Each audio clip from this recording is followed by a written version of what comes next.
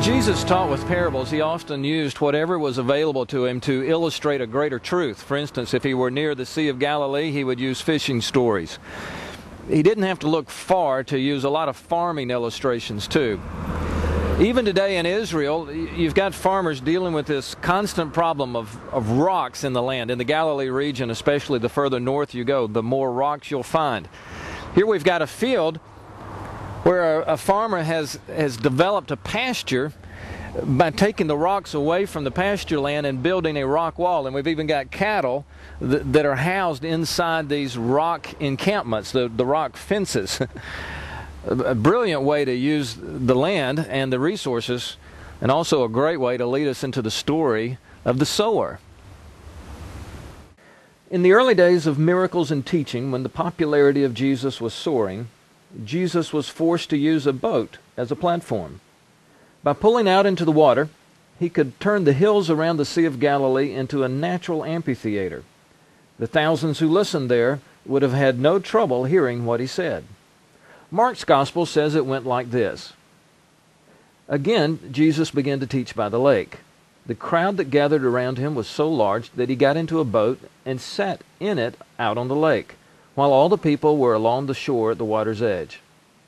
He taught them many things by parables, and in his teaching said, "Listen, a farmer went out to sow his seed. As he was scattering the seed, some fell along the path, and the birds came and ate it up. Some fell on rocky places, where it did not have much soil. It sprang up quickly because the soil was shallow. But when the sun came up, the plants were scorched, and they withered because they had no root. Other seeds fell among thorns, which grew up and choked the plants, so they did not bear grain. Still other seed fell on good soil. It came up, grew, and produced a crop, multiplying 30, 60, or even 100 times. Then Jesus said, "He who has ears to hear, let him hear." Well, they all heard the story, but they were confused by its meaning. The disciples asked Jesus to explain the parable.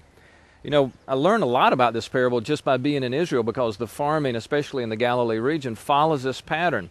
If a sower were indeed to be careless with the seed and throw some all the way over here, well, it has no chance at all to live among the thorns. It's just simply too thick.